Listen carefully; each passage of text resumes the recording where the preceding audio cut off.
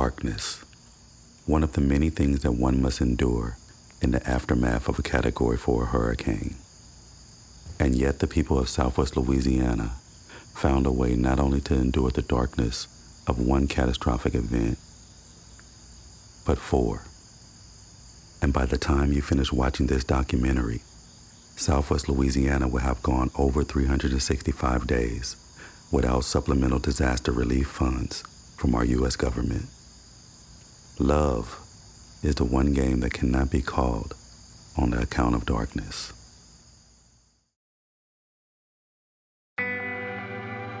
Sometimes a moment is hard to visualize, let alone describe. And an event, it can be even harder. But on the simplest level, it can always be defined as a feeling.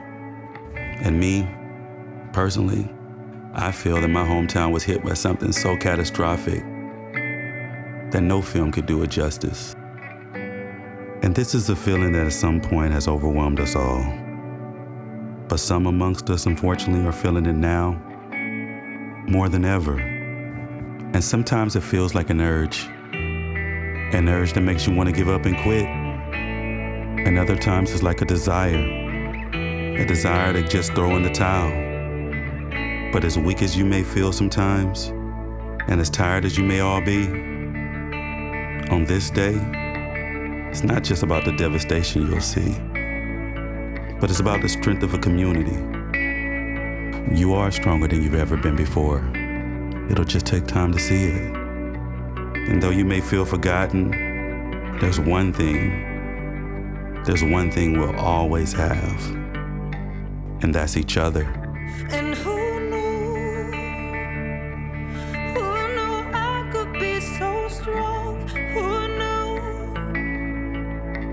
Underneath the weight of it all, when I fall apart, when I come undone, it's just the prelude to the beauty yet to come.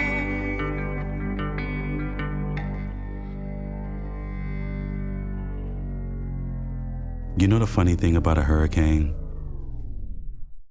You never know how powerful one is going to be until it hits your hometown. But that's where the humor ends. Hours away from the worst winds that Laura has to offer.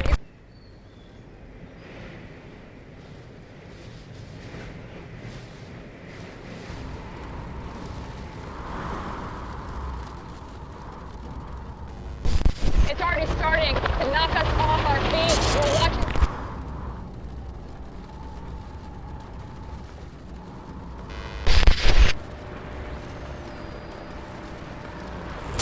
Yeah, here it comes. Here, it's coming around.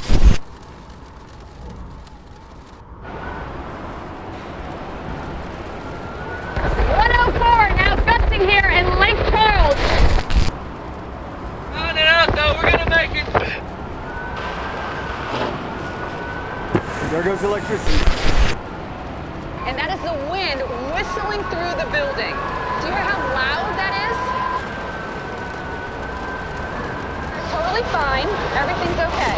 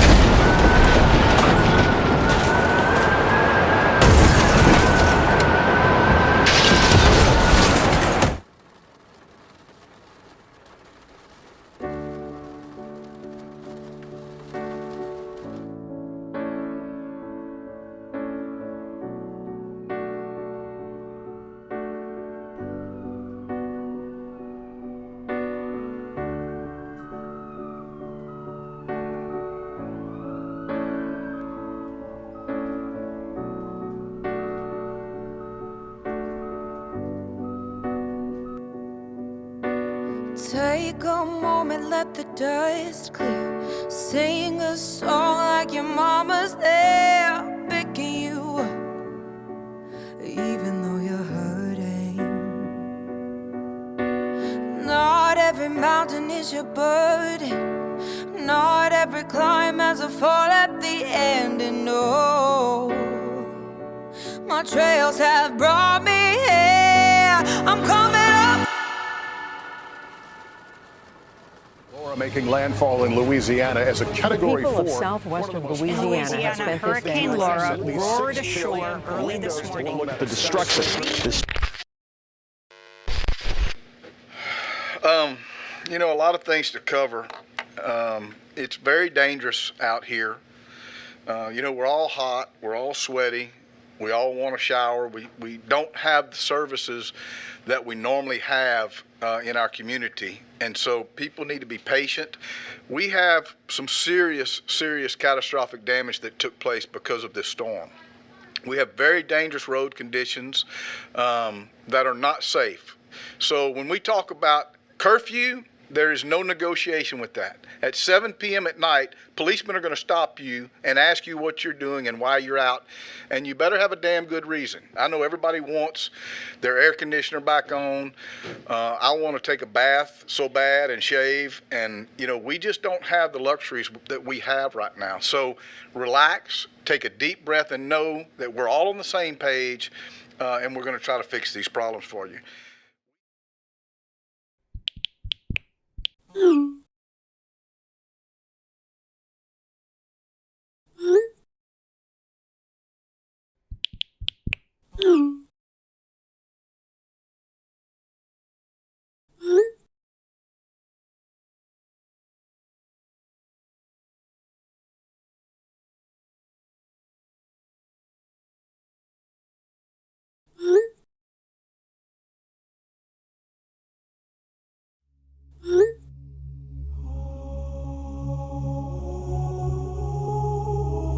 The response to Hurricane Laura in towns like Lake Charles and Cameron, Louisiana, is a special window into American life.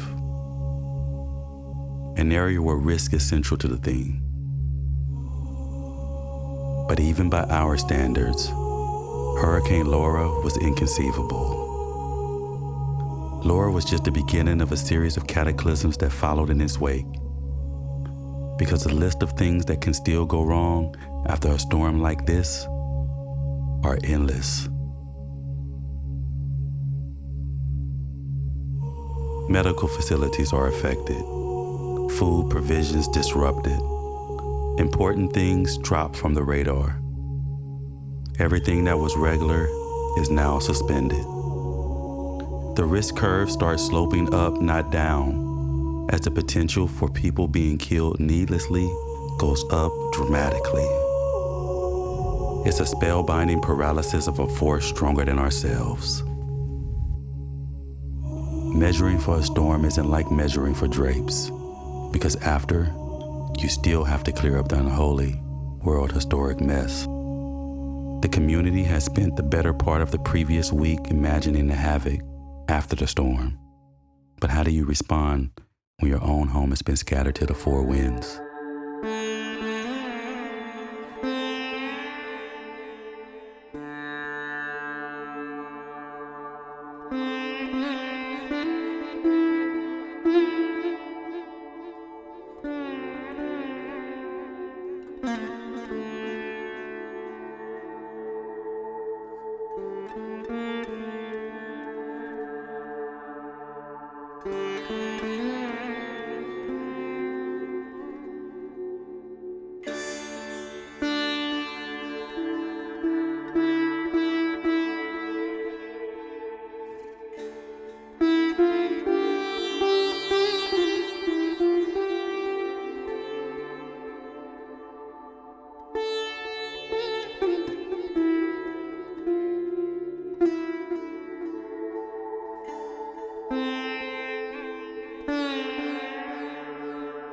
With outages around the city causing communication to go dark, actors Taja V. Simpson and Lodra Collins decided to use their platform and celebrity to bring awareness to the situation.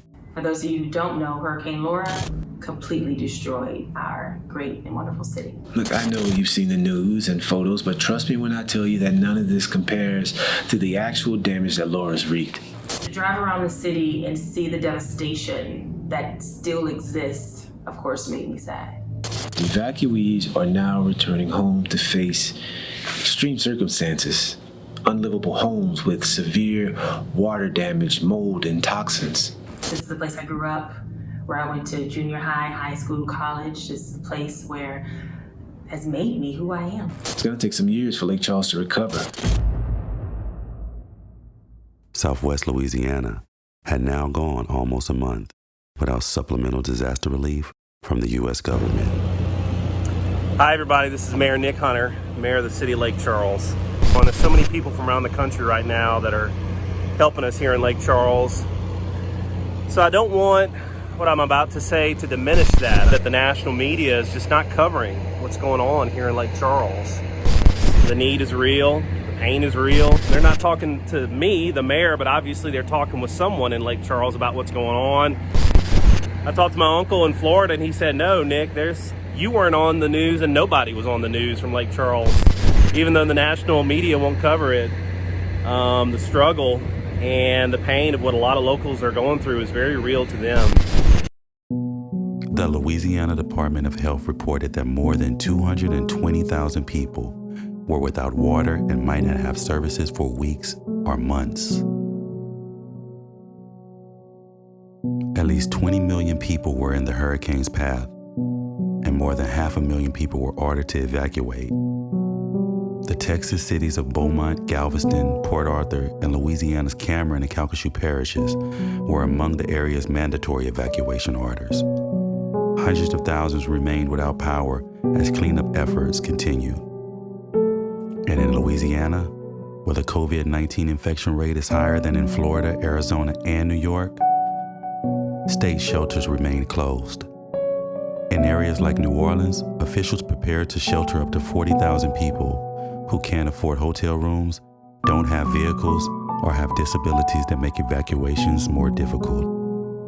So when people began to return home, like Noir Fairley, the difficulties had just begun. It's like a nice building, and it looked like it was just ripped apart like picture sticks. And just to know, I was just in there 2 years ago honoring my kids going to graduation, and now it's just nothing, rubble. You think you can understand a storm, but when Laura dissipated, everyone sighed together. The single most glaring fact about the landscape was the absence of an upside. Southwest Louisiana was on the wrong side of being famous. Still got blue tarps on a lot of the houses. It's not that they didn't necessarily have insurance, it's just some of the insurance providers, it's not coming through as fast. You see people opportunities to build homes because there's just no homes for people to stay in. Their houses are gone, so they can't even come back to anything because there's no place to rent. Apartments are torn down, destroyed. It was a jarring sight to see. Most of the buildings would never be able to get back on their feet. Relentless destruction. An example of the transience of human life. The whole landscape flattened, desolate, urgent. Storms like this are not tests. You can't study for them. So when you got people that want to come home, what are they to do if there's nowhere to live? And what's the sad part, some of these homes, the insurance company has basically said that, well, it's still habitable. It's like, man, you got a whole half side of the roof, or they can stay on the other side. Really?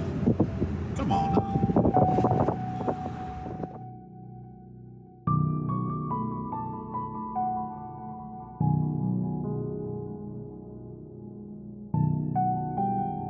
This is the temporary location for the site to where they're doing all the dumping. And they have moved it because it was more than that. So they have moved some of it. A lot of people were upset about it, but once again, if you want to get it out the street so the cars can drive, the utility vehicles, it's got to go somewhere. So they were able to get this, which, I feel for a temporary situation, it was a good idea. Or you still have stuff all in the road.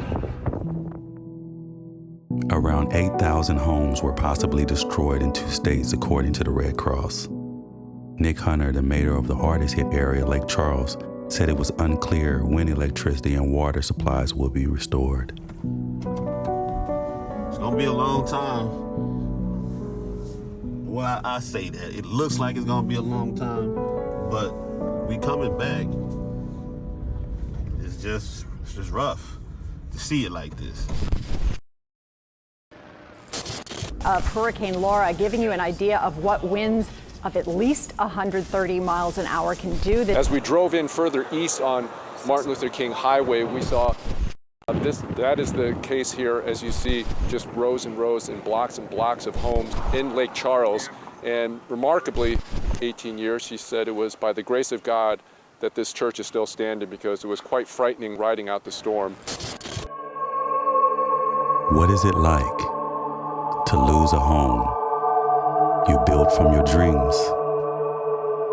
A house lifted as one with the earth beneath it and dropped 6 inches to the left.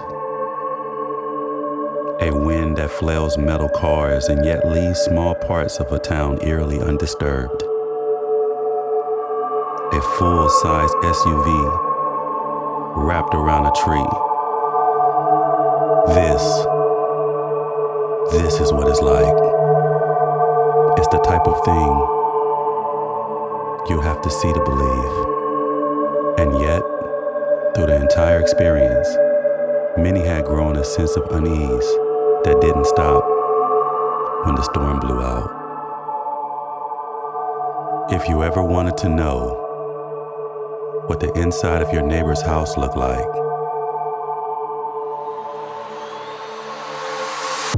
now you knew.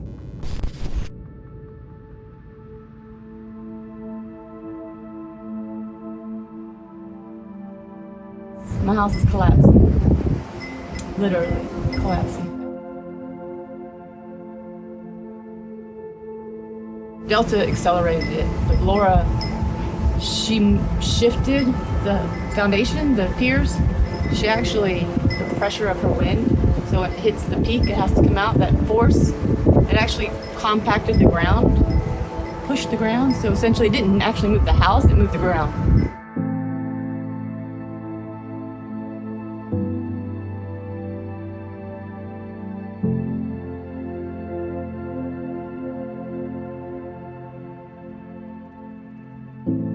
Nothing around here looks the same. Like literally, not a square inch looks like it used to.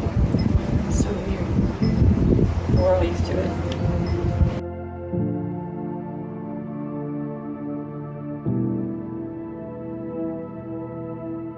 I made money off this house, and so I put all of my blood, sweat, and tears into it. I put all my money into it.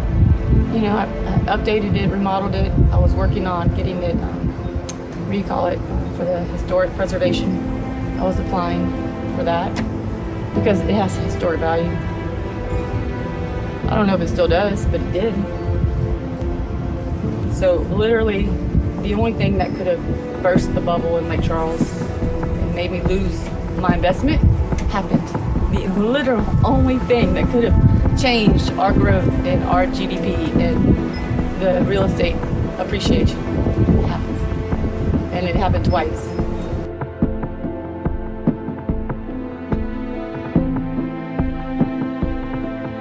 I've already done EMDR once for storm-related trauma.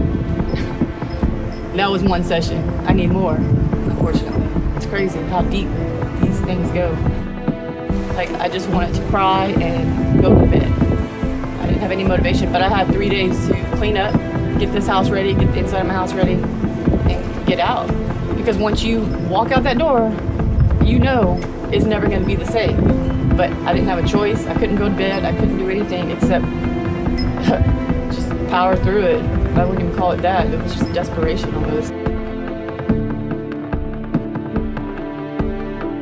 And so FEMA, in all of this, has been my angels. They've been my heroes. They've been the MVP around here. Because when I needed help the most, somehow they were always there to pick me up and give me what I needed.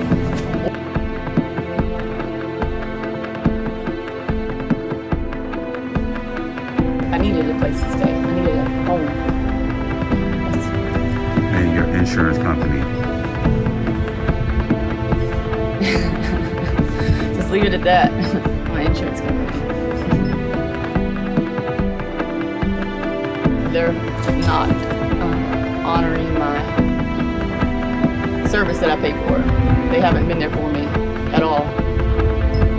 And if I can't do business with you that I'm paying for a service, and you're just ignoring me and you deny, they came in, both adjusters for Aurora and Delta basically said, you need a structural engineer. I'm not qualified to do that, yada, yada, yada. They sent the reports to the insurance company. The reports come back, and probably 90% of what they told me was cut out.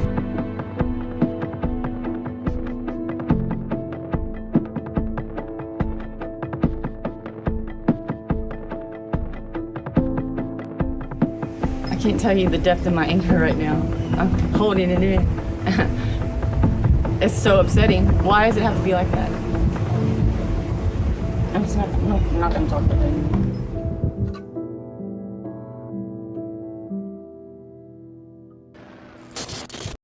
There's so many churches, amazing centers of faith in our community that have been affected. For those who still don't think that we were hit too hard in Lake Charles, I want you to take a look at this. So this is what's left of the gym behind me, and as you can see, it's pretty much completely destroyed.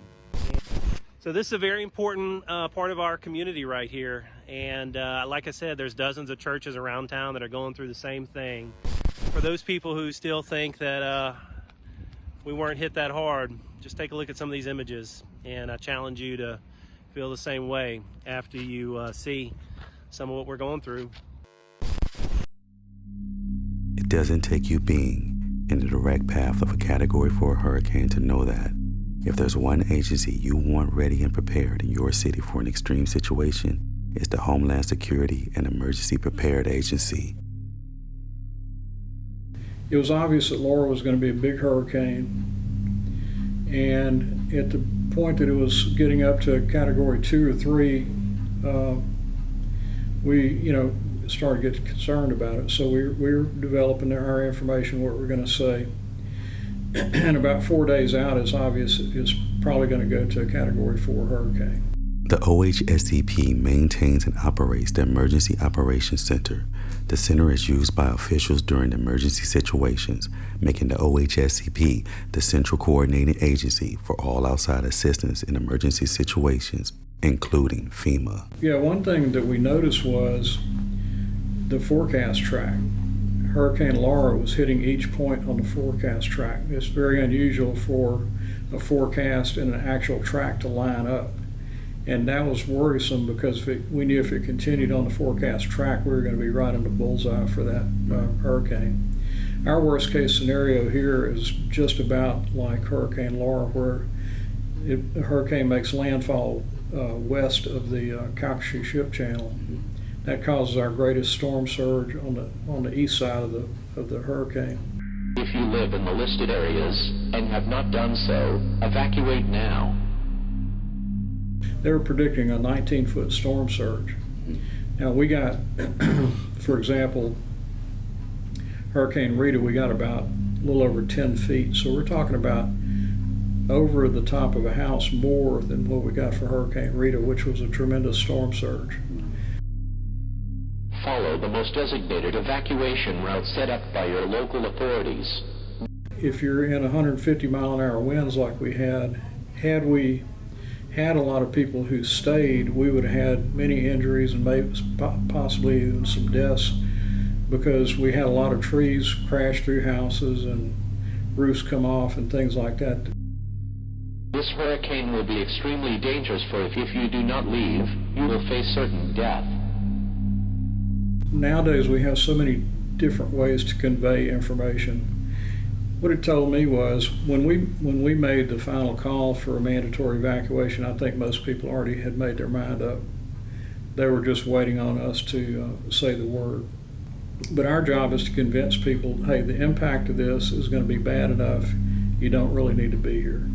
So we had a tremendous, I think, a tremendous response to the evacuation. We had no direct fatalities from Hurricane Laura, which is nothing short of amazing. Amazing or lucky, that will be left up for future generations to decide. Nonetheless, no direct fatalities does not mean no fatalities at all.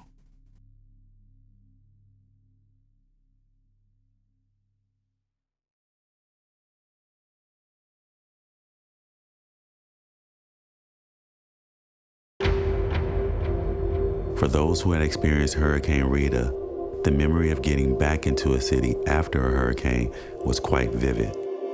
So the decision to stay or evacuate became the question everyone was asking. For some, the thought of waiting and wondering if they were returning to something or nothing at all was all too much to bear. So Lake Charles Toyota, an unlikely place, became a shelter for employees and some of those who did decide to stay. He parked it in the shop, he put it up on a lift so that if we get water, we can get, let's go see how many feet of water we can get. A week or so before, we knew what was coming and we didn't know how serious it was going to be, but we knew we needed to take it seriously, so we did. But we knew from the get-go, for as soon as we started realizing there was a hurricane in the Gulf, that we weren't going to leave. I gotta make a documentary. The calm before the storm can be an uncomfortable place. You continually question if you made the right decisions.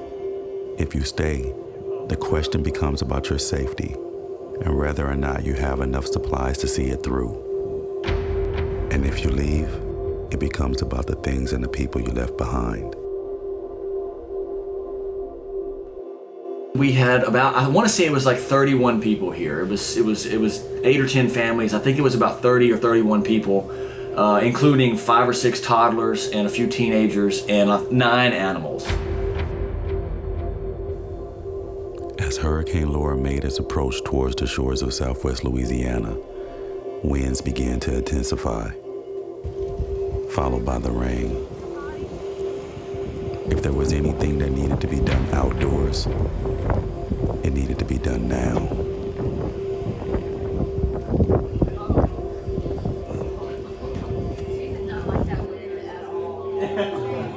It was like practically blowing her around.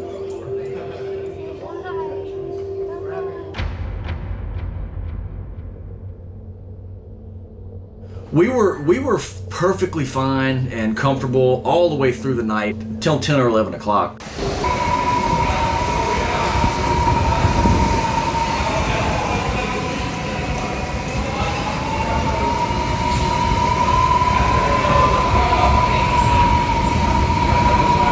Once it got to be after midnight, 12 to 1 o'clock is when I think it got really bad, and that's when at that point we pulled everybody away from the glass windows in the front, and we had assigned watches. The family, the heads of family, the men in the staying here with us all kind of had a watch for the night, and so that person at 12 or 1 o'clock, we assigned that person to say, don't let anybody get close to this glass out front. And then within an hour or so of that, we moved everybody back through another layer of glass into the core of the building where there's no windows. Thankful to see morning light is a saying that many of elders have said. But that morning light would yet reveal many reasons to be thankful. We stayed up. There was 2 or 3 of us that stayed up the whole entire night just to make sure. Like I said, we had watches, but some of us stayed up the whole time. But we really couldn't tell how bad it was until about 5 or 6 o'clock in the morning when the sun started coming up. Because around sometime between midnight and 1, all the power went out down the street. Transformers exploding and all that, and it was eventually pitch black. Yeah, you just can't really see anything.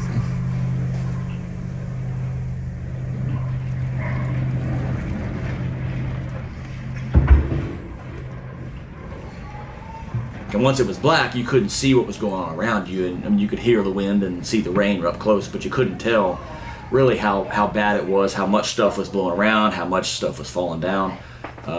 We could hear, that parts of the building were being torn away on the outside because of the way the wind was blowing through the attic. Once we realized that the wind was blowing across our heads through the attic, we knew that the north side of the building had taken serious damage, the south side of the building had taken serious damage. But once the sun came up and we were able to, get out and move around, we got in a four-wheel drive truck and went out through the grass and found our way to a road and eventually found our way to the interstate.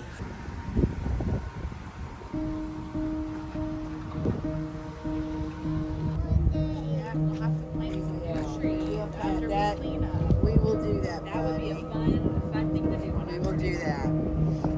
The devastation that morning light would reveal was beyond what anyone could imagine. Trees snapped in half, pulled up from the roots, roofs ripped completely off, years of memories ruined.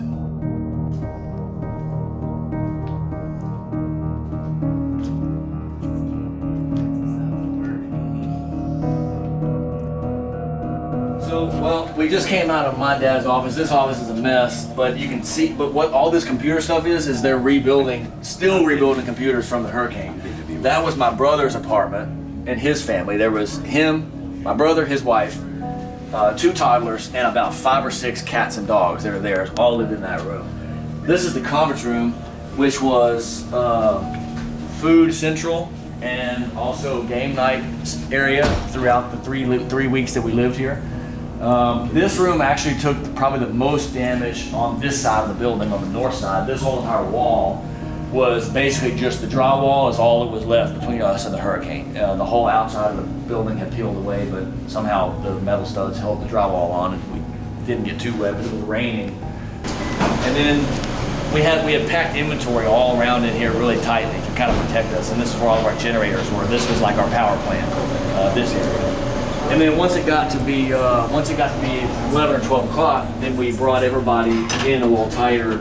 We didn't let anybody go outside anymore after that. Mm-hmm. But even then, it still wasn't that claustrophobic because even then in the showroom we had plenty of glass, and we were amazed that this glass held up. And somehow these giant panes of glass, they were warping like drum heads. I mean, they were flexing and warping and bending, but none of them broke.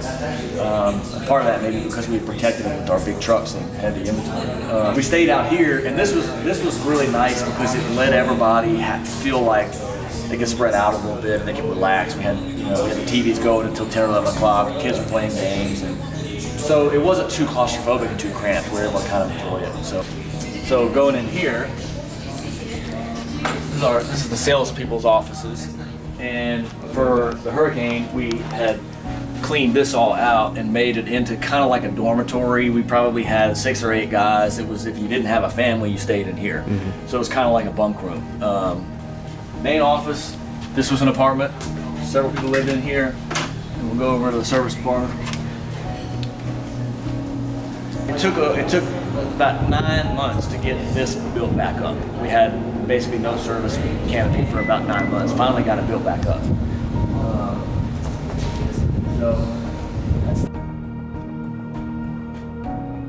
The Tarvers and the family of Lake Charles Toyota set the tone for what was the beginning of a long recovery for the city and the people of Southwest Louisiana.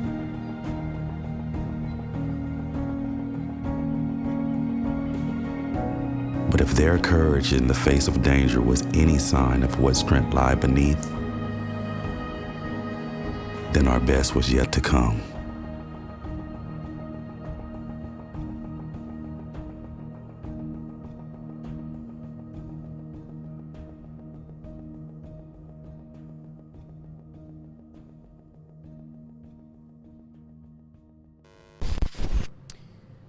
Well, behind me, you can see just piles and piles of debris. And behind those piles of debris, you see homes covered in blue tarps. The color blue has always been synonymous in Lake Charles with more than just its hue. What's hard to grasp after a hurricane is that you think of a house as being safe, when after a hurricane, so many become dangerous places. It's the trauma after the storm that gets you. not the storm itself. And of course, there's the age-old problem of thinking that the storm won't affect you until it does. It's a false confidence and inner miscalculation leading to the sense of doom that turns all of our thinking upside down. The color blue, now a reminder of destruction's past, but it takes on a whole new dimension from a bird's eye view. Football field links of debris where houses once stood. The volatility of the moment. A thriving community reduced to atoms. Ghost house on top of ghost house, waiting to be rebuilt. This message is going out to anyone that's displaced from the city of Lake Charles, should you be in Baton Rouge, New Orleans, Texas, or anywhere in America. I want you to know that the city of Lake Charles is working very hard. We're working to pick up the pieces and put this city back together for you, and I know that you're going to be part of that effort as well. Months had now passed, and still no signs of supplemental disaster relief from our U.S. government.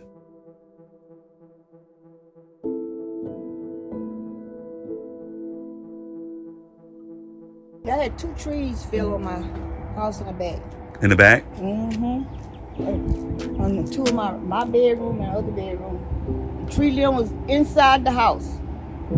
Big old limb about that big was inside. And one in the other room was a little bit small, came straight through. They just came and fixed my roof and took all that stuff out last night. Because my insurance didn't give me all my money. They just gave me some of my money. They didn't give it all to me. And I've been with them since 1980. For the first hurricane, I stayed. I wish I never did it.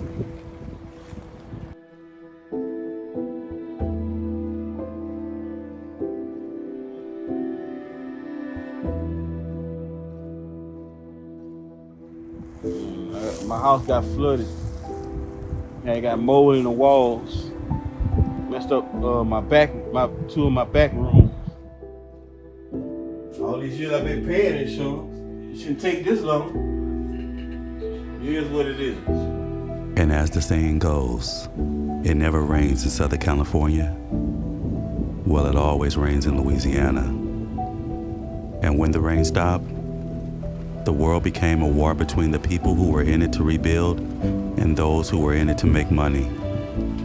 It's hard to control the headlines, and no one wants to report bad news after a hurricane, but the repairing wasn't going to be easy.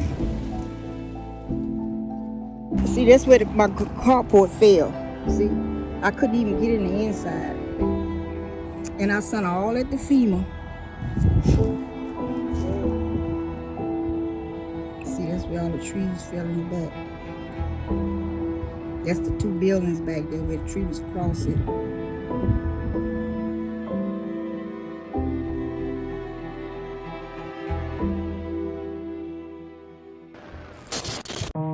Reserving the right to object, we have now crossed $28 trillion in debt. 78,000 people call Lake Charles home. It's sad. In the aftermath of Hurricane Katrina, the Road Home program provided over $9 billion. The deficit last year was over $3 trillion. The deficit this year will be over $3 trillion. There's a $1 trillion wish list out there for everybody. The Restore program to date has provided over $650 million. We all know what Lake Charles has gone through over the last year. We have zero. Nothing, nada, zilch. So I object to this because we're $28 trillion in debt. We don't have any money, and we should be fiscally conservative as we profess to be. Here's the real question. If we can find billions of dollars to build things such as walls, then why can't we find the money needed to help sustain the lives of the people we protect within them? This is actually my 3rd hurricane that I've actually, since I've been an age, the 3rd major hurricane. I've had Rita, I've had Ike, and I've had, since this time, Laura, and I guess you can call Delta, make it the 4th one. You know, they didn't really know where to turn. There wasn't any electricity. Most of the people were gone, and the ones that were still here, it was like they were shell shocked. Working through it, I wanted to come back here because I have a lot of people that are insured in this area. And, I have a responsibility to my policyholders to try to at least be able to provide information. Imagine not only fighting a hurricane, but your insurance company too. A lot of people found out that they didn't understand their policies. They found that they were either underinsured or had a high deductible they could not afford. I just wanted to hear somebody's voice. That was the main thing. They wanted to know that my insurance and what should I do, how should I go about doing it, and when can they come out and look at the damages. So what I wanted to do was to kind of educate them on the front end and let them know, understand that every house in this city was damaged. Right.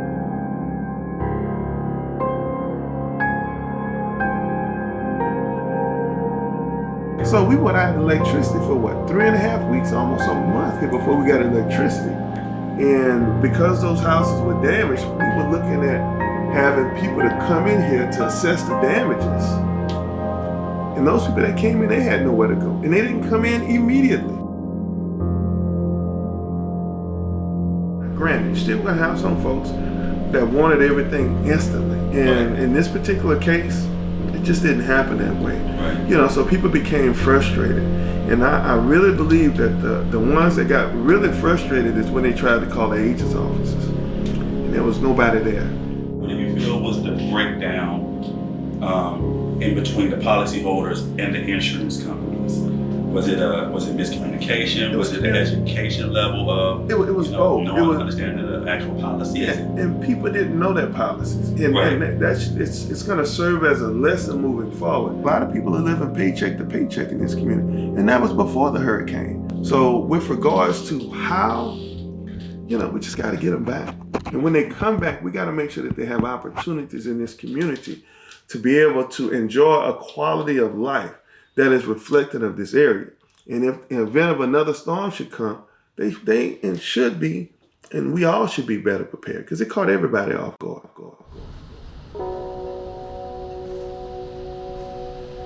Home sweet home.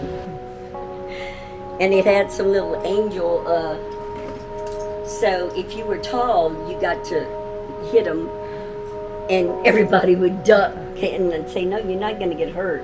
It just tells you you're too tall for my house. This is the pod I had to get to put my furnishings in.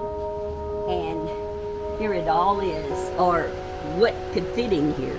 It still is not big enough to put my stuff, but whatever we could save and whatever we could fit, we got it. The rest is in the house.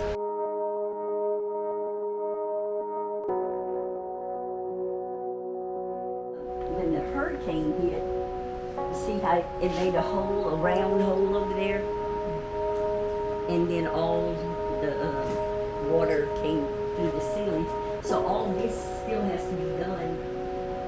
And there's another one here, right up here. And in the bathroom, that's where the water damage I got from the storm is in 1, 2, 3, 4 rooms. I didn't see any new watermarks from Rita when Rita hit. Home. What defines home?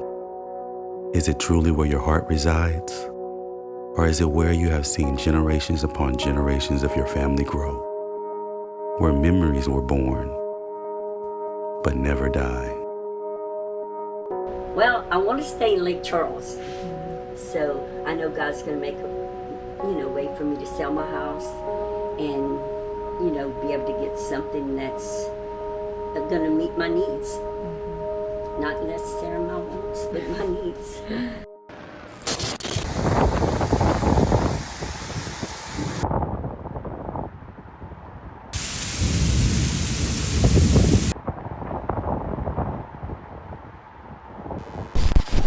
Poverty comes in many flavors, but when it's forced upon you by climate, that's a bitter new taste.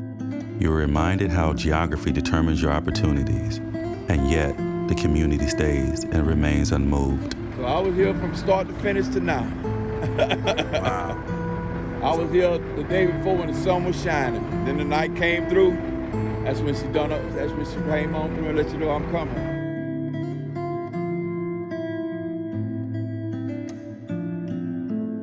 That wind was blowing so hard you could hear people, you could almost hear voices screaming in the wind, bro.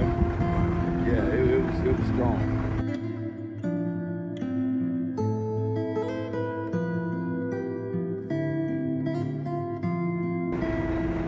Tell you something, we could see something change from one thing overnight, bro. Just right overnight, it was unbelievable. I just couldn't believe it. Something I've been seeing all my life was damaged. It's gone. Yeah. All beyond repair and had to be torn down and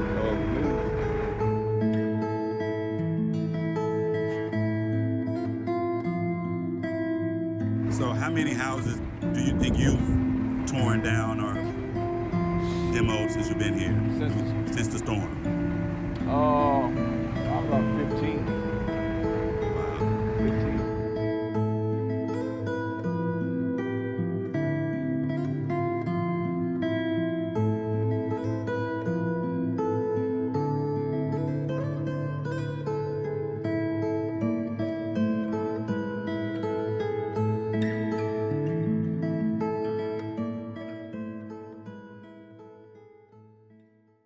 We're out here serving the SWLA today because it's just time to serve and give back. Managing a once-in-a-lifetime storm is an act of imagination.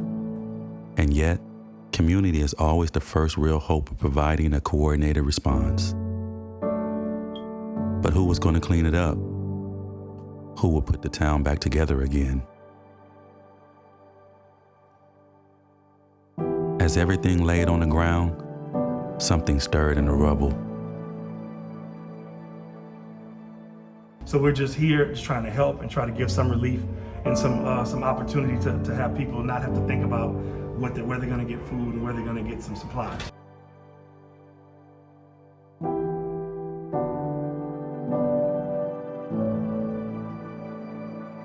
Today we gave out dry goods. They had some meat and some vegetables and some dairy. So it was sustenance for people. Simple but nourishing meals. Simple but nourishing meals.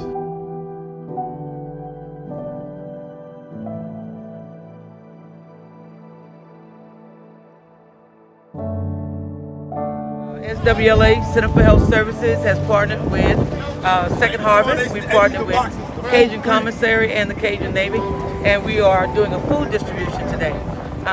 We have about 1,600 meals in boxes already prepared, as well as 1,600 gallons of milk that are going out to families.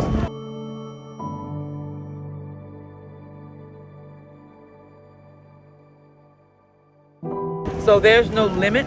If a person comes up and they need 5, we give them 5. If they need 10, we give them 10. It's not a one person per cart thing. We just want to make sure that if families are in need, they have the opportunity to come, pick up for themselves, and also share with someone else. If you worry about everything, you worry about nothing. And you can't just stand there being bewildered. How do you meet the nutritional needs of children, the elderly, the community? Destruction is impossible to understand, but what you find yourself doing is pulling people together and figuring stuff out. You start to invent your own organized principles. So what you end up with is a community full of problem solvers. The center was involved from day one. We started maybe 2 or 3 days after we came back from the hurricane. We did food distribution, supply distribution.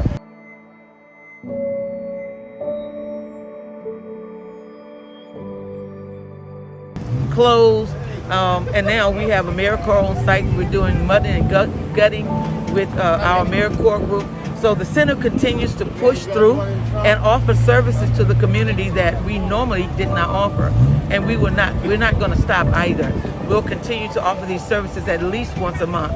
As long as Second Harvest is coming, we're going to do this kind of distribution as well. The most easily imagined problems are usually not the most probable.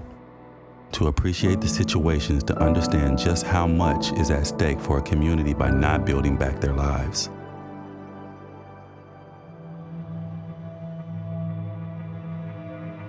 Getting back to a place you once were, it sometimes involves giving back more than what was taken from you. What Hurricane Laura took may seem like something that cannot be replaced. A feeling, a way of life that used to be so understood and so ingrained in our being that it almost felt tangible.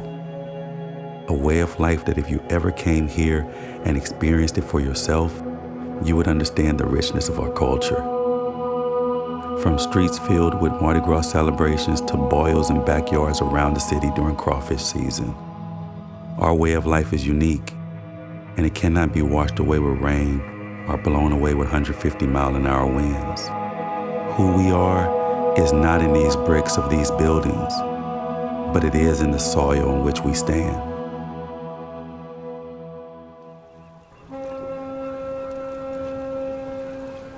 We can run from the water, but you can't run from the wind. The days immediately after a storm feel almost mythical. It's a time when dreams, enthusiasms, yearning for change, longing to build a better world, all but disappear. Well, I was born and raised, actually I'm from Ranching area, which is about 12 miles to the east. And then my wife right here, we all went to college, all went to South Cameron together. And she was raised here right there at the Red Light Creole.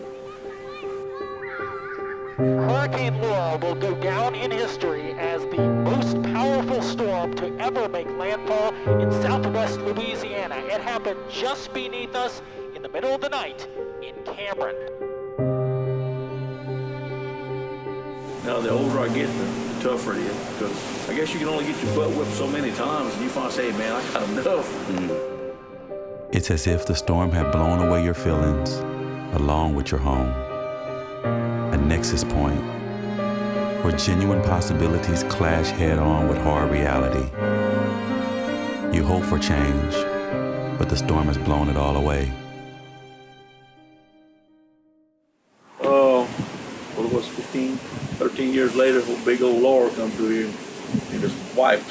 We had about 2 foot of water. Less water, but more damage as far as it knocked the doors out, windows out, lost some more roof and stuff for Laura. Rita, we only lost a small portion. Our house upstairs, we could have slept in it whenever we came back from But y'all come on in, this is our house. This used to be our kitchen, our living room where our kids are playing, they were babies, and you can see the actual water line over here. We still got some cleaning to do. And we have a home left here, we have a house left. Most people don't even have a home left. We have homes all up and down the coast here. And between Rita and Ike, and now Laura and Delta, ain't much left. We got a whole culture, a way of life that's pretty much gone. I mean, it's gonna be gone if we don't, some of us don't keep coming back. No, there's a lot of damage around here, but look at this right here. And I saw Cameron, and I will tell you that had individuals stayed, there's a very good chance that they would have been added to that fatality list. They heard the warnings. Unsurvivable, it was called. And for the most part, they got out with their lives. What do you think keeps bringing people back? It's home, man.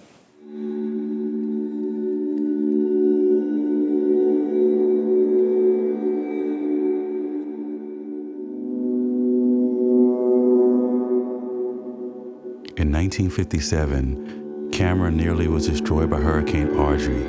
Nearly 50 years later, Hurricane Rita. In 2008, Hurricane Ike. And now, Laura. We really had some beautiful homes at one time. All these trees were all beautiful.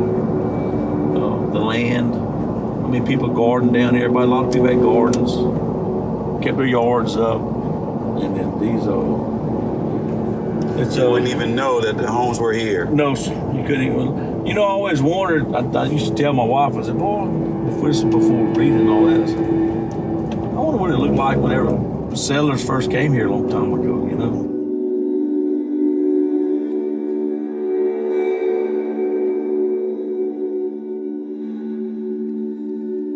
Lo and behold, here comes these hurricanes, and you probably can kind of get a glimpse of what it looked like when they first got here. The earliest settlers came out here and started trying to clear up land. Matter of fact, my mom said how they used to, back in the day down here when they was kids, they used to farm cotton, and they had citrus farms, cotton farms, and before all modern transportation. The next thing you know, up in Lake Charles, and they started going to town and all that, you know. But this was all shell roads back in them days. We used to have a lot of oil field work down here. After Rita, we built a born dominium storm house for our kids to go to college. And if we ever had to leave for a storm again, we weren't all separated. Last time for Rita, me and my wife were at one place. My kids were all scattered out, going to college and different other people's homes. Now we have a place to go if we have to leave for a hurricane. We depend on friends and family or a hotel. This is home. I mean, every day I work down here, so every day I come down here, I do a little bit outside or inside. And that's what I'm telling Michelle. I'm ready to get back.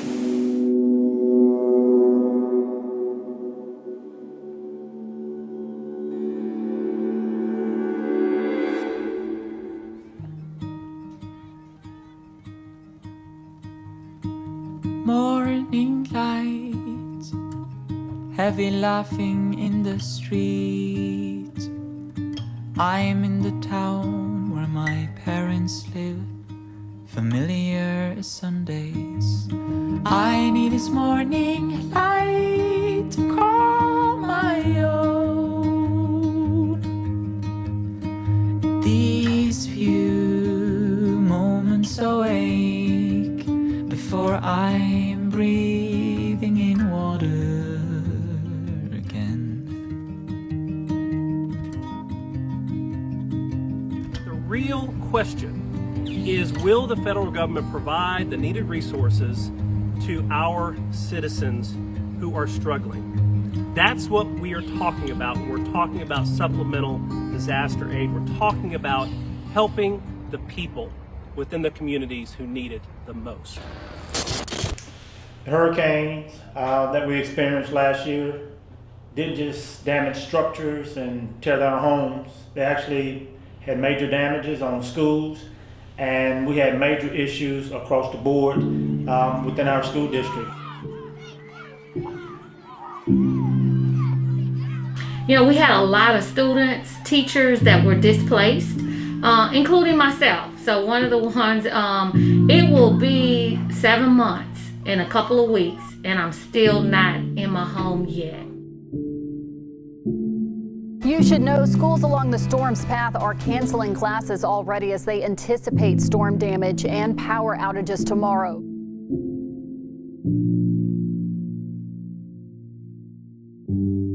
So not only did our students miss their schooling on March 13th when the world closed down, but we actually didn't really officially get back in school until the end of October. So what I really love about the faculty, staff, and students here is really resilience. That we are Louisiana strong. That in spite of all of the difficulties that we've been through with people being displaced, teachers showed up every single day, no matter how far they had to drive. I still have a teacher that's driving in from Jennings and someone in from Beaumont because of housing and not being able to get back into their homes. Our children don't ask to be here. But once they are here, it is our responsibility, the parents and the community, to give them the world if we can. And that doesn't stop because of the hurricane. No, the nurturing and the education must continue even through the healing process. We had people who were dealing with grief, lost several family members, and to get back to your school and to see your school totally damaged, no internet, no phone, but yet the students are coming back. We had to totally transform the way we actually did education, and here in Calcasieu Parish, we've been able to strive in the midst of all of this. Currently, right now, We only have about a 6% failure rate with all of that going on, and that's directly attributed to the hard work from our principals, the district staff, the teachers, and most importantly, the resiliency and resolve and intestinal fortitude of the students. We were one of the buildings that was really fortunate to not have damage, and I think that was really good for me. You know, to see my house devastated, to see so many of my faculty and staff members devastated. We had just worked so hard at doing some things in the building and renovating some things and changing things, because this is my first year as the principal. So that, I think that was grace for me, that in spite of what I lost, in spite of what I went through, I knew that the kids would be able to come back to school. And so for that, I was truly thankful that in spite of everything around that looked like, this building was barely touched. Assist someone, help someone, and don't be afraid to ask someone, do they need help?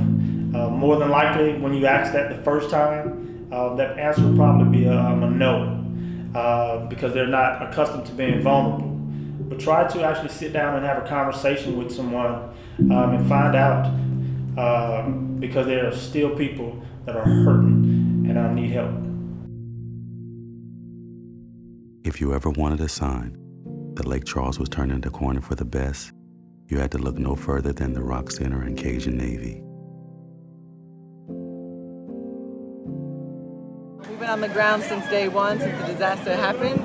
A lot of help really in the emergency time, but we're still on the ground till today. People were not prepared. Nobody was prepared anyways. And then of course when you have tarp and holes in your homes, no one even has winter clothes or extra blankets. So we did a drive. We got a lot of people donating things, and we delivered heaters and blankets to the people.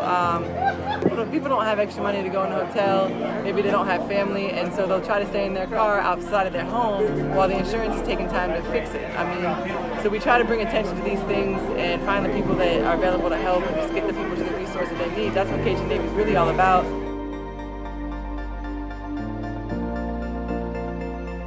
So how y'all ladies doing? What y'all doing out here today? We're helping give out boxes of food and milk to cars in the community. Okay. How long have y'all been out here today? About 3 hours. Yeah. I've been out here for about like 4 hours and then 3. Have y'all done this before? Have you been doing this around the city or just here? Just here, but we've done it multiple times. Yeah, like the hurricanes, we was out here for almost like a month or two. Yes. We was giving out almost every day. But we was giving baby food, baby formula, diapers. We just did furniture, office supplies. We did cleaning supplies, a lot of different things that they needed for the hurricane. And what school do y'all go to? We go to college, Lake Charles College. And I go to LaGrange High. Okay. Were y'all displaced during the storm? Yes, sir. For about 2 months. For us, probably a month or two. Yeah. A month or two, okay. And how old are y'all? I'm 17. I'm 15. I'm 14. What I've discovered in this time and what has given me hope is, and that is, this is something that I've never seen before, nothing that I've never experienced in my life, nothing that I can say I was prepared for. But what I do know is that God is sovereign. It's like sort of like what you're doing, man. You stand behind the scenes, you know where you want to go with the plot, where you want to go with the script, and that's who God is. He has a script, he has the plot, and though it has caught us off guard, it hadn't caught God off guard. And what we're seeing and experiencing now is a side of God that we wouldn't have experienced had we not gone through this tragedy. So while we don't wish tragedy and disaster on any other place, but since we are here, we are trusting God in this season, and that's what I encourage all of us to do. Trust God in this season, because what God can do is show himself in ways that you would have never seen him before had you not gone through that. So I thank God that I'm seeing another side of him as we go through this crisis.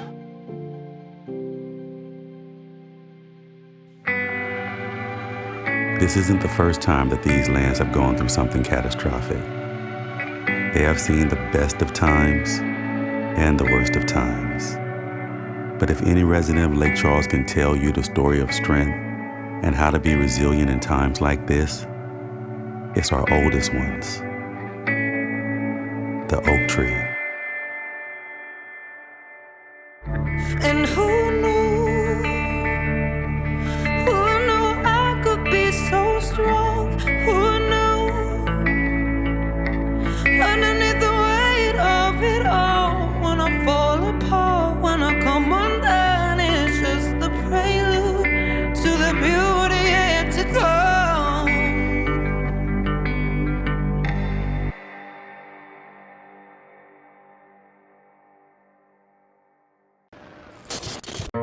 Pause for a moment to consider this.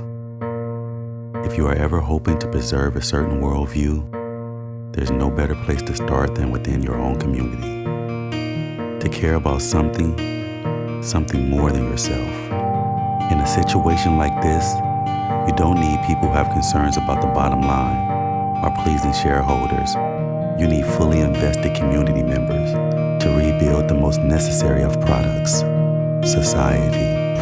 We're doing great, really. A lot of good things are happening, and we usually have lots more produce here for the market, or we will have more produce this summer, but because of our house being messed up, so we're rebuilding our house and different things. So instead of planting a garden this year, we're rebuilding house. So what we have here is honey today.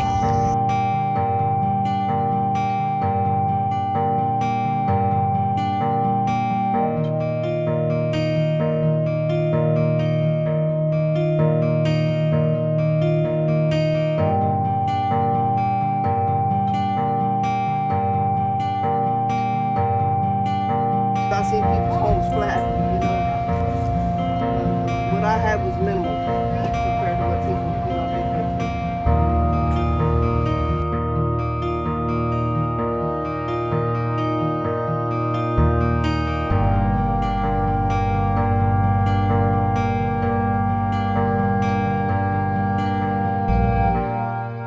pay Lake Charles is coming back. I can feel it in the air.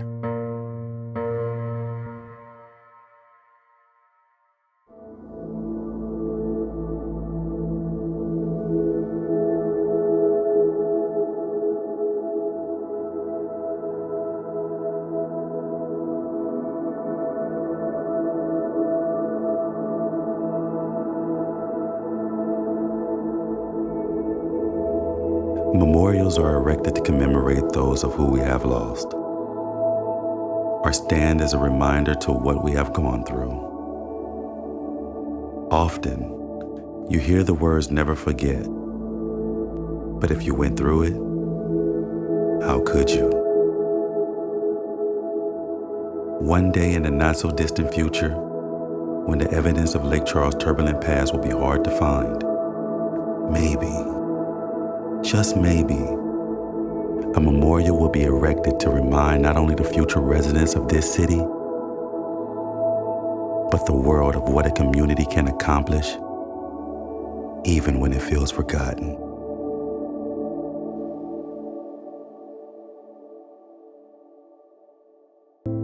I'm the only one that flies in this area, but I belong to 3 different kite clubs out of Texas.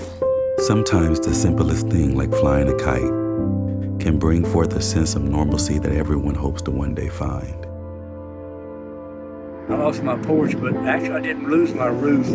But I have a metal roof, and I have where my roofs came together, they have caulking in there.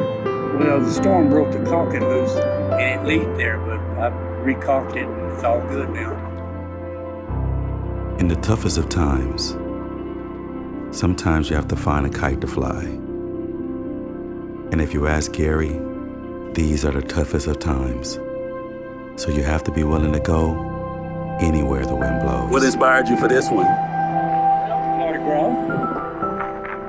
It's a Mardi Gras, and see, the tails, they're called drogues, and see, they're spinning. Well, they kind of look like jester hats, don't they? Yeah. Yeah, that's what I thought too. Like I said before, this isn't just a story about the destruction caused by a storm. We had a bigger story to tell than that. It's about how when the chips are down, we fly higher and higher. To me, this says a lot about Lake Charles and resiliency. You're not gonna let a storm stop you from flying kites. 2 storms and an ice storm. 3 storms. Trifecta.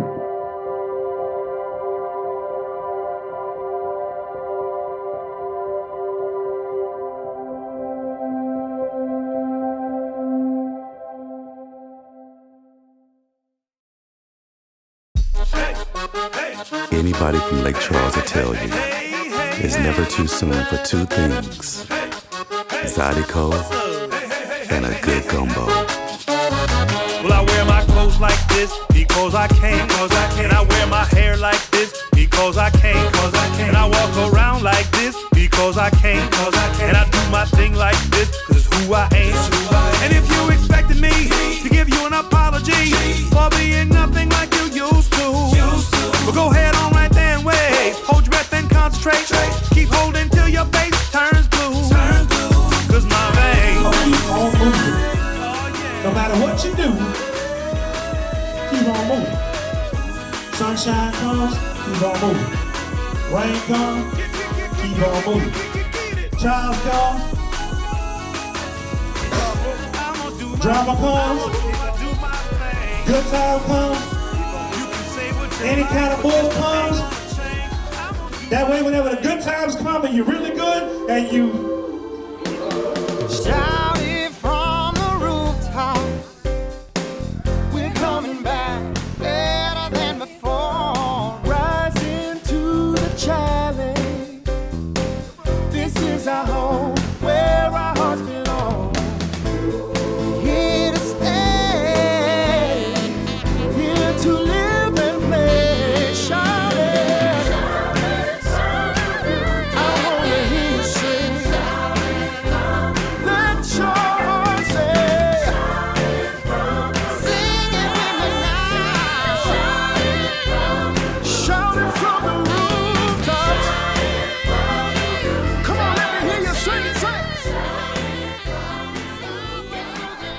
Well, we all went through the storm. All of us who work here are from Southwest Louisiana, so this is our home, and most of us had been through Rita, and we thought that was the worst thing we'd ever have to go through, and this was so much worse. People here don't have the time to hire lobbyists to push their cause, but they were lucky enough to have companies like Thrive to help preserve the delicate architecture of their community, and they did it with the last tool in their toolkit, a song. I think we tossing around ideas and everything, we kind of wanted to do the more upbeat, the more positive, but also wanted to do something different than standard video. So we thought, God, let's just make it a music video, something that's just catchy, everybody's going to recognize it and sing it, and that also represents you knowing that things are getting better. People like Christy Barber and the Thrive team, they're inspired by the golden luminance of their community. They believe in what they're doing. You can't put a price tag on that. Where people live, what they do, and what they value, it all comes out in times like these. It's a simple emotional response. What can I do? We really wanted to give it kind of that feel, choir feel. The choir was a big thing because it's such a healing, sound, to hear that kind of sound. And kind of the main message we wanted to get across, because we know this is how the people here are, but it was so bad, it was hard to move from that point of, this is terrible, how do we come back from this? How do we change this conversation from what happened to us to what can we make happen?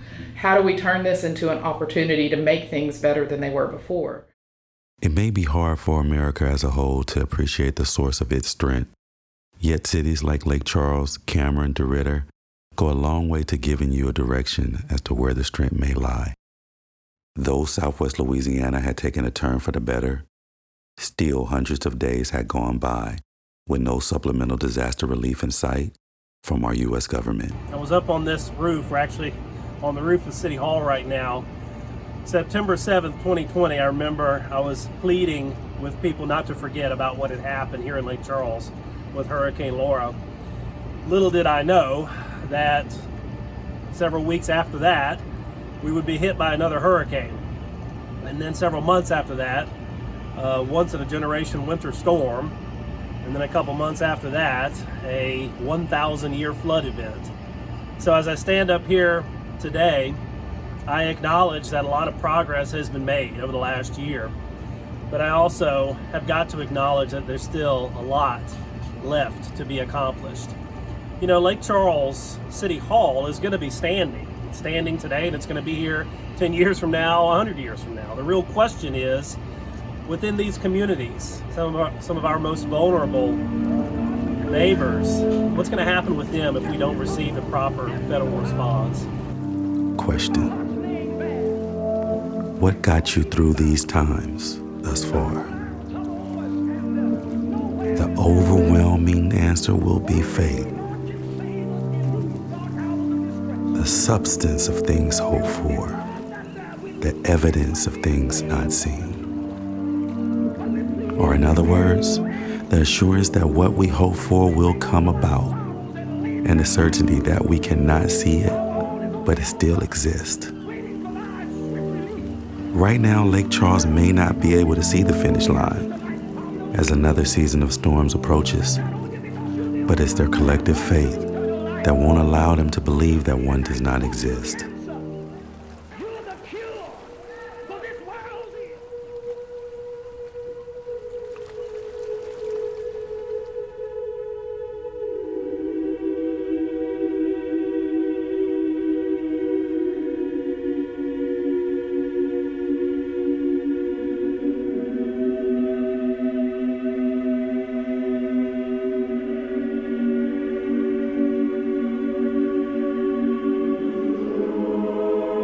You know, Southwest Louisiana has been through so much in the past several months. Category 4 hurricane, followed immediately by Category 2 hurricane, and then a once-in-a-decade ice storm. I know many of you are wondering, where do we find the hope in times like these? Well, I was thinking about this documentary, and I was thinking about all of the shots that you've seen so far, all of the footage, pictures, all of the images that you've seen. But what you don't see are those who are working behind the scene, those who take all of the stories, all of the videos and the pictures, and they put them together to make this documentary. And perhaps you don't understand what I'm saying, so let me just say it clearly, that there is another producer, someone who has the plot, the script, that has the way he wants the documentary of our lives to work out, and that's God. He's working behind the scene to put the pieces of our lives back together. And when we look over the past several months, right now, I can see the hand of God working to turn our lives and turn this situation around for you and I see it right now. Businesses that were torn down are starting to rebuild, and they're not just rebuilding, they're rebuilding better. And so in the midst of whatever you may find yourself going through right now, I want you to remember that there is hope, and there is hope because God has the script, He has the plot, and He's working all of those things together for our good. May have been ugly for a moment, but look at it now as seasons change and as one project is completed and another is getting done, we see that it's working for our good. And what once was destroyed, dilapidated, it will be rebuilt, and it will be rebuilt even better. Never forget, you are stronger than you were before. It's just going to take time to see it. But let me tell you, I've seen it. I saw it every day. You reminded me why I call Lake Charles my home. Why no matter where I go, where else I live, you will always be in my heart. And though you may feel forgotten, please rest assured that you are not. And more help is on the way. I have faith that it is. The wind whistles like a freight train, leaving behind a trail of destruction and a lifetime of pain, ripping open the soul of Southwest Louisiana, from Lake Charles to Cameron to Jennings, even stretching to Alexandria. The heel of the boot, ripped apart like a tree from the root. Down on the bayou in the parish of Calcasieu, a lone skyscraper riddled with shattered glass reflects fractured memories of years gone past. Crossing I-10 will never be the same again, all because of Laura and Delta and their deadly wind, leaving barely any rooftops left to stand on. Still, months later, screams of help echo in the dawn. A region painted blue with tarps is the new epidemic. Homes lost, jobs gone, amid a deadly pandemic. Mangled trees and rubble mingle where schools and businesses used to be. Familiar places, common spaces, now foreign to me. Evacuation, devastation, frustration. This is still God's creation. The hill of Louisiana, forgotten by the masses. Now we're coming up from the ashes, swinging hard and fighting like Cassius, finding the courage to fly like a butterfly, even though it still stings like a bee. Rebuilding while shouting, there's still some fight left in me. And even though we know we may have to start all over again, we just keep going until the saints go marching in. Neighbors helping neighbors, proving what we knew all along. From Lake Charles to Cameron, all the way to Alexandria, we are Louisiana strong. Take a moment, let the dust clear. Sing a song like your mama's there, picking you up, even though you're hurting. Not every mountain is your burden. Not every climb has a fall at the end. And no, my trails have brought me here. I'm coming up from the ashes. I'm stronger than before. Coming up from the ashes. And I rise. I'm coming up from the ashes. And all my parts are realigned. When you breathe in that life, I'm coming to be a child.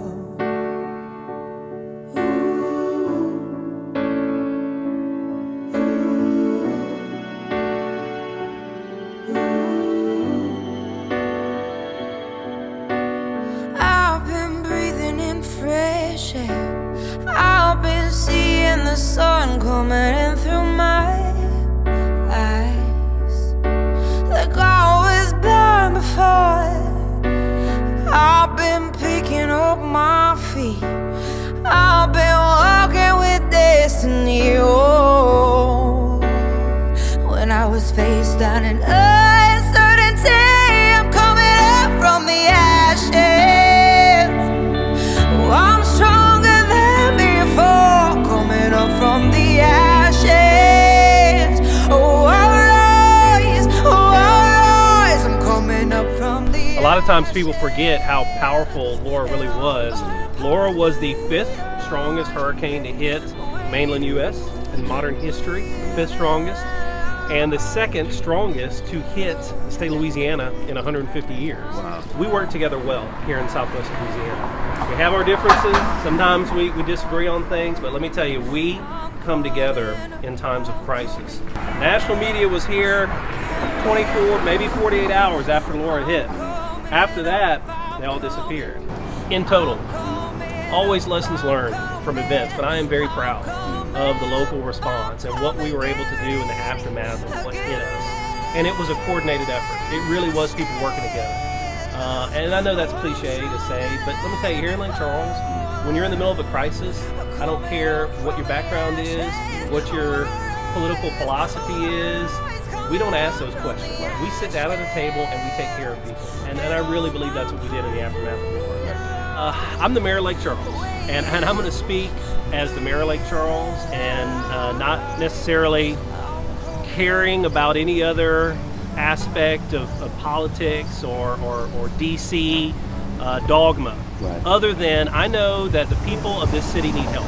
One of my greatest disappointments now is I see people more interested in polarization, demonization of the other side, throwing stones at the other side, drawing a line in the sand than they are about actually helping human beings here in Southwest Louisiana. Right. And that's a difficult thing to see. Right. I don't care whether you are a Democrat or Republican. There is suffering going on in this city. There are Americans who need help. And quite frankly, I just do not see the bipartisanship and the human empathy that we should be seeing right now. I'm prayerful and I am hopeful that at some point in the near future, people can get around the table and say, hey guys, you know that other stuff we're arguing about, it's important, but you know what's more important is the fact that there's American citizens in Lake Charles right now that need our help.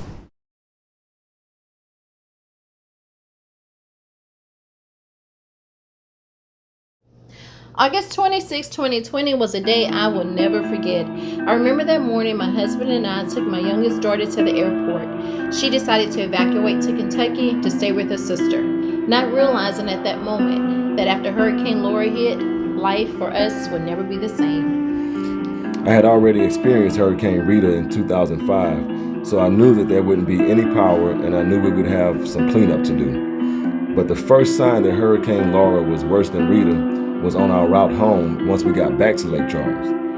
Every utility pole was down and trees were blocking the roads. Just about every building was either missing its roof or had roof damage. What was so surprising to me was on our way home, I noticed that the roof of our sunroom was in our neighbor's yard. The mailbox was entangled in a huge oak tree near the house, which was uprooted. It was unbelievable. Yeah, the house was totally unlivable. I was just devastated by everything I was seeing. Yeah, so during that time, we came to the conclusion that we needed to make a big change. We decided that instead of rebuilding, we would reinvent our lives. So with our trust in God, we stepped out on faith, packed up what we had left. We will always cherish our relationships with our family and friends in Lake Charles. We're just praying that they rebuild bigger, better, and stronger.